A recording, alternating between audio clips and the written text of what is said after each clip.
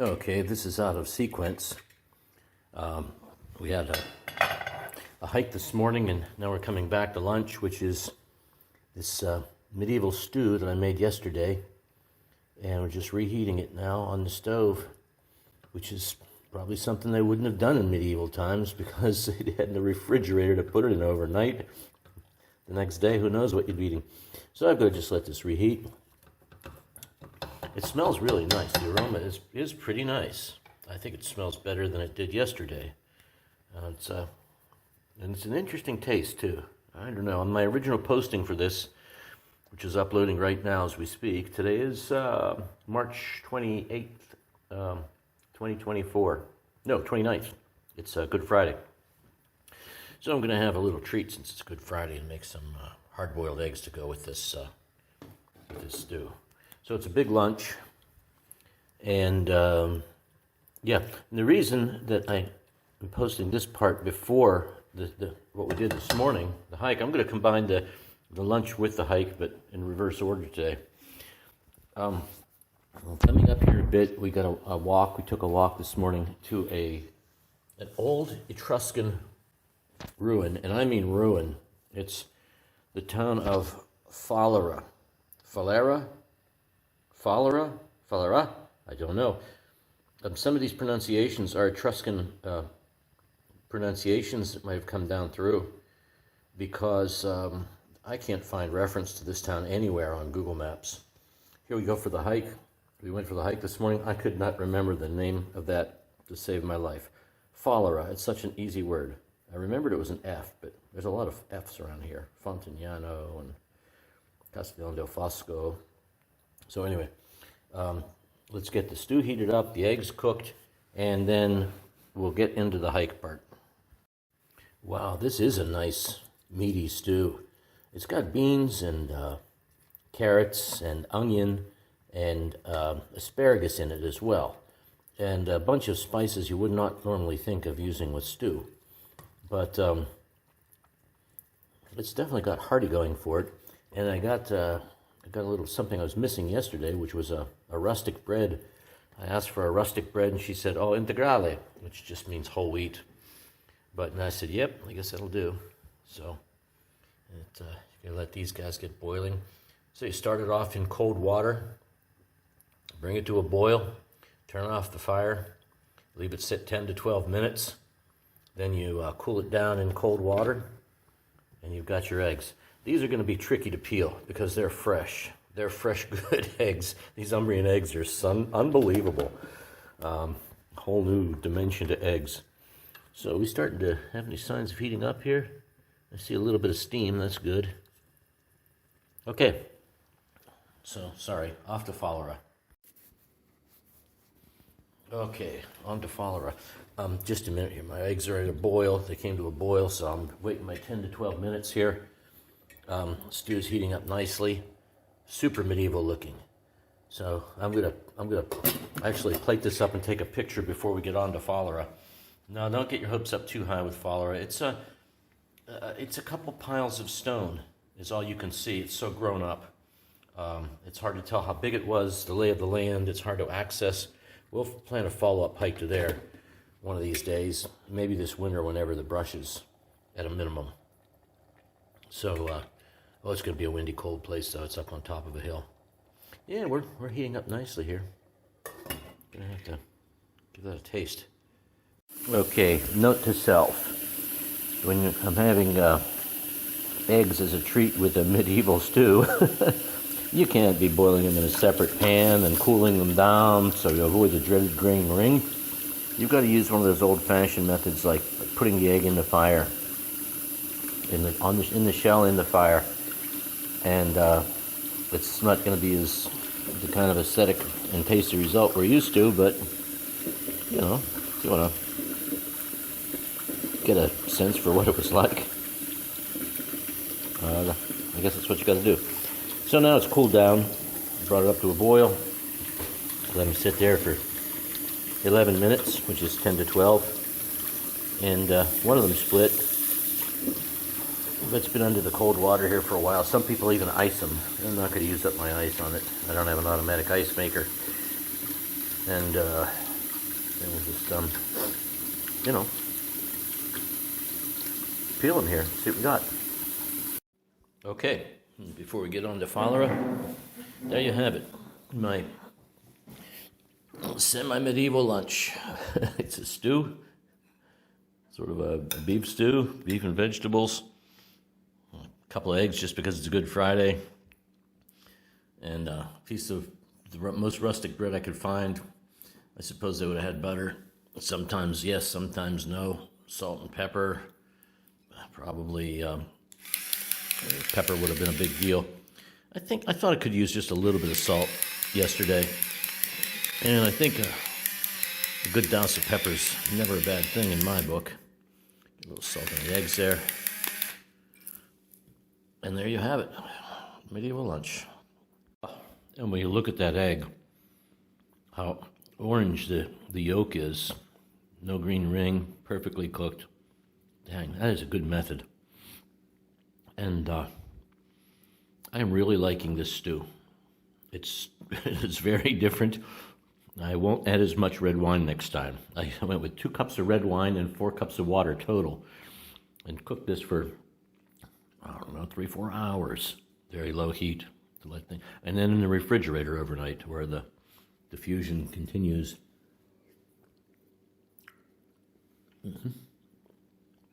But it's good. And the beans are my only complaint. They're an old, ancient bean that the Egyptians, they think it got into this area from Egypt. Oh, a good 1,500, 2,000 years ago. So that's, Etruscan times? No, Villanovan times maybe. I'll have to look that up. So these little beans are, they're okay. They're beans. They're healthy, but they haven't absorbed as much flavor as some of these big modern beans have. Yeah, that's weird. I always thought beans were a New World vegetable. But here the Egyptians had these little buggers. There's carrot, lots of meat in there, asparagus. This is a good lunch. I'm not going to have to eat another time today. Guaranteed. Bon appetit. And finally, here comes Falera. One last comment before Coco gets her share. Beef short ribs, it was a good call. If you can get the taste out of those things, you've got something.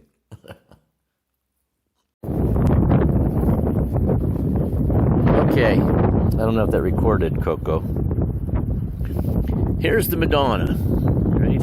Here's a piece of machinery parked up here. We were up here the other day, and just the car there, here the Madonna, maybe 2 back there. So I think you get, there's a little spot down there. I think we can get ourselves a group of hikers up here. We're talking about coming up here and cooking, having lunch. Not like we did when we were kids.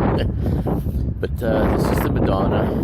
And right on the hill behind here, I am told, is an old Etruscan settlement. On the hill directly behind the Madonna. We went back there the other day. Hold on, Coco, let me unhook your leash here. You don't need that. There you go, run free. Come on there, Coco. In any case, there's we noticed some, I don't know what to call them, little structures. See how you got these little stone walls here, different places? It's hard to tell how old that is. But that's a man-made stone wall. And we noticed things like this under the brush up here. We couldn't really dig up into them and find the stone. Apologies for the wind noise up here. It's a windy Good Friday. Come on, Coco. March 28, 2024. And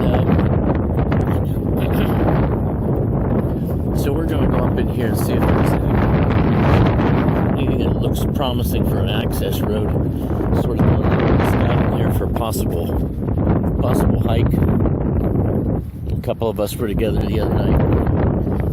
drinking a little wine, and we said, hey, we should go for a hike sometime and cook like we used to when we were kids. Go out and cook some lunch. And so we think we're going to make hot sausage sandwiches one of these days. Now here's a couple of big stones here. Interesting. And a path. Now that looks like a Chingali path. Let's walk up in here just a little bit, Coco. Let's see if this pans out. Now those stones.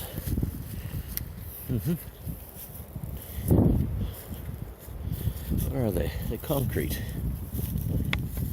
I don't know if the Etruscans used concrete or not. But it's up in this brush here someplace. It's thick. Yeah, I don't want to take Coco back in that. Come on, Coco, back. Let's go. Back to the road. Look for a better way in. This is just, it's just not good for Coco. There's vipers in Italy, and they'll be out one of these weeks, and they're deadly. And there's also, what are they called? Well, it's a caterpillar, a processionary caterpillar. Just potentially as deadly as the viper. Yeah. Dog's tongue swells up. Poor dog's curious and goes over. Hey, come on, Coco, let's go with me. And they are out now, but they're not super common to this area. They hang out with the pine trees. Coco, come. Let's go. And they build their nests in the pine trees, and then fall to the ground, and then proceed in an order, single file, head to tail, until they find a place where they can burrow down into the ground and continue their nesting, or their cycle, their life cycle. Yeah, now this is the hill. So I'm just looking for little signs here, right? And that's a little rise there. It's a very small rise. Just strikes me as odd. Are we gonna shinny our way up there, Coco? Yeah, I think I see a way. It's not too bad.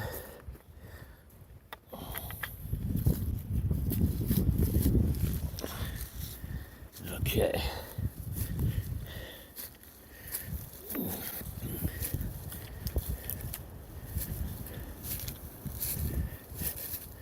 I don't know what made this path, but it seems like a reasonable path. Coco took a shortcut.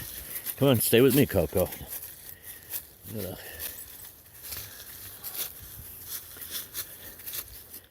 You see? Go on. There's these briars around here. Get in her fur.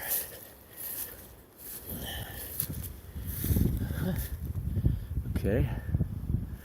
So there's a path up here.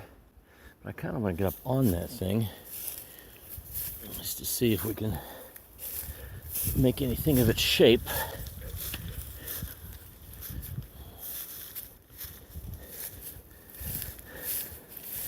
There's another little Chingali trail. One of the reasons I like making these videos when we're out hiking is if you're making noise.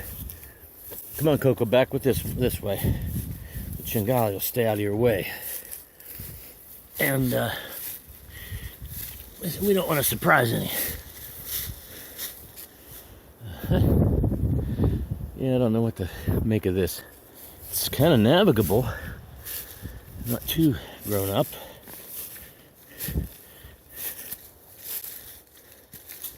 Yeah, little pathways meandering back and forth. Now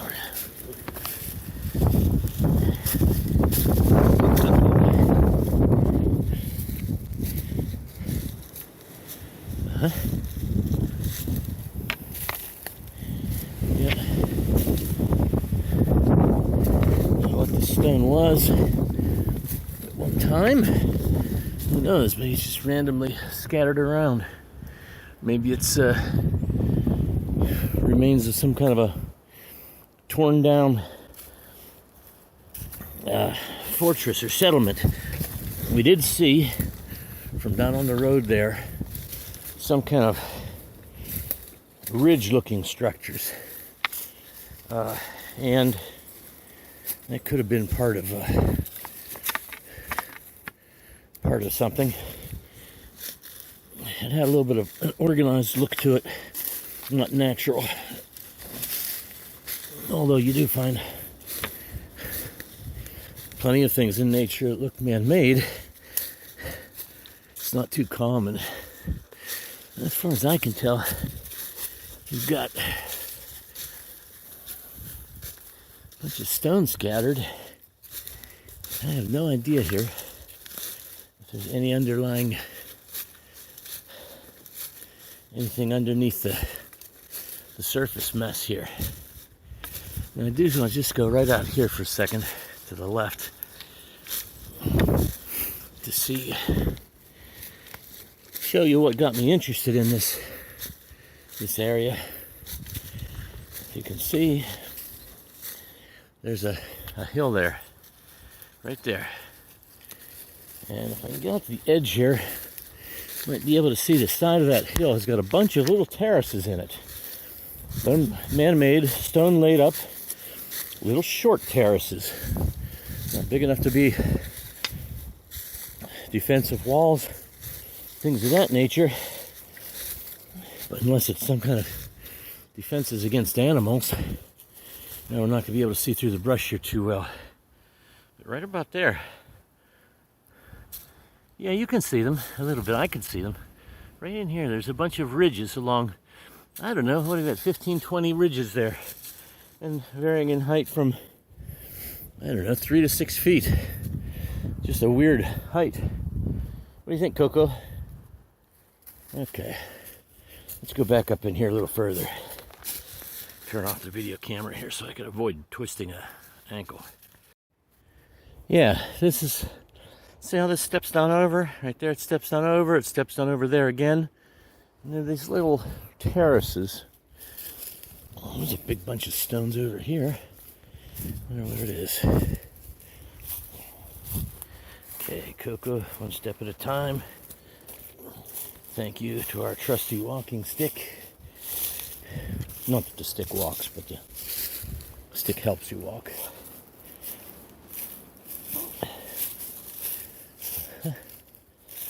Yeah, that's a suspicious pile of stones there. Yeah, and it's the head of another little wall. Yeah, okay. That's definitely some kind of a, oh yeah, look how they're square they are. There was something lit up right down here. You know, the time, earthquakes and freezing and things have taken a toll on it. And this town has a name. I don't know how big this was, but this seems to be the only outpost here. Who knows if you could see through the brush out that way, what's going to be up in that direction. There's pine trees there. We're going to avoid that area completely because of those processionary caterpillars. And I think right over here, maybe we'll get a little bit better view at that opposing hillside. Yeah, I don't know if you can see it or not. I can see it perfectly well through the trees there. Those ridges on that hillside. The horizontal bands. They're more or less like this, except not quite as tall. This little laid stone wall here. So I'm thinking maybe this connects down to, I know it connects down to that other road. We should follow this up further, Coco. I'm a little warm though. Overdressed. Thinking this wind would be worse than it is. Now how are we going to get our butts down, scramble down there without getting caught up in some briars? I don't know. Let's just go back the way we came. Yep. All right. Well, I'll post the name to this place. I couldn't find anything about it online. It's all exists in local legend. Here's where Chingali was digging. Not too aggressively, though. It could have been this looks more like what turkeys do. I don't know if we have wild turkeys in Italy or not. I know they have turkey. Tacchino. There's another one. I'll call that a turkey scratch. I don't see any tracks here.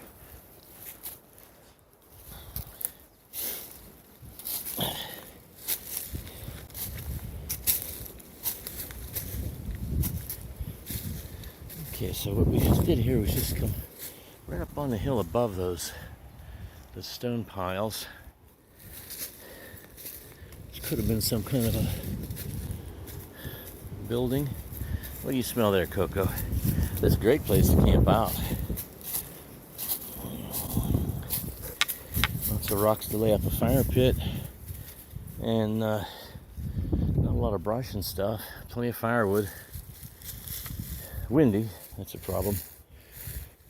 I think coming up here for lunch on a day with not too much wind, you get a pretty good view from up here. It might be fun. Okay, Coco, come. Come! Coco, come! Get a little too far away there, sweetie. There you go. Adventures. Danger dog. Might have got wind of whatever was scratching here. Another one. All right, off and with the camera. Oh, another stone pile. Wait a minute here.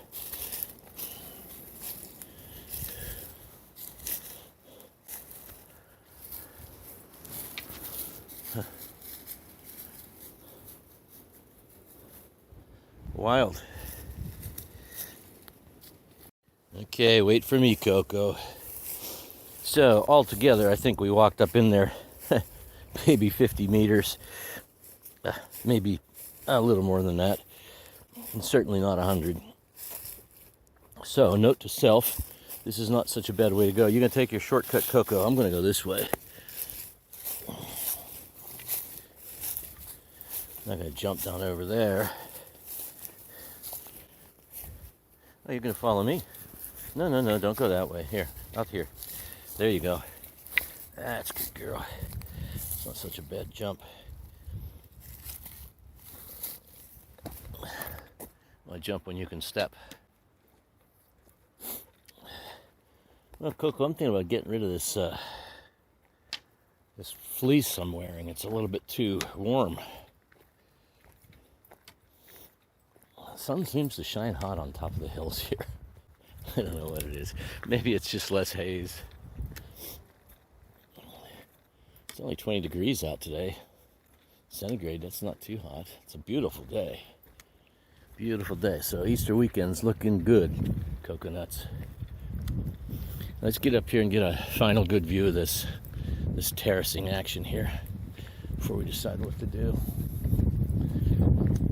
So it is entirely possible that this road was, it sort of goes around that hilltop. So it's quite possible this was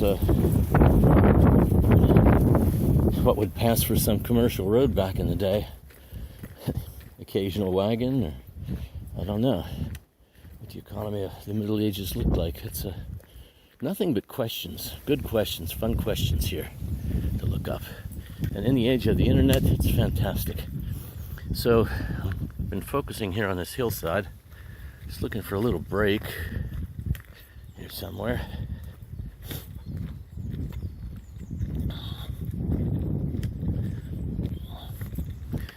Yeah, what did that look like? What did that look like, Coco? When the Etruscans got the last Etruscan, what you could call an Etruscan culturally. Of course, genetically, they're finding things out all the time. Now here, you see those steps? You see them, Coco? You see those steps on the side of the hill there? They're man-made, and they're old, and there's a lot of them. You know, maybe that's just the way their fighting style was, or maybe it was a way to direct Chingali and wild animals around the settlement at the top. I don't know. I mean, that was Bronze Age. I think the Iron Age was just coming into being when the Etruscans were dying out. So they sure as heck didn't have barbed wire. Oh, look, there's a nice stone wall. Look at this one. Is this the one we were up here above it, looking down on? No, I don't think it is. Huh. Be interesting to sketch this out. Now let me get rid of this fleece, Coco.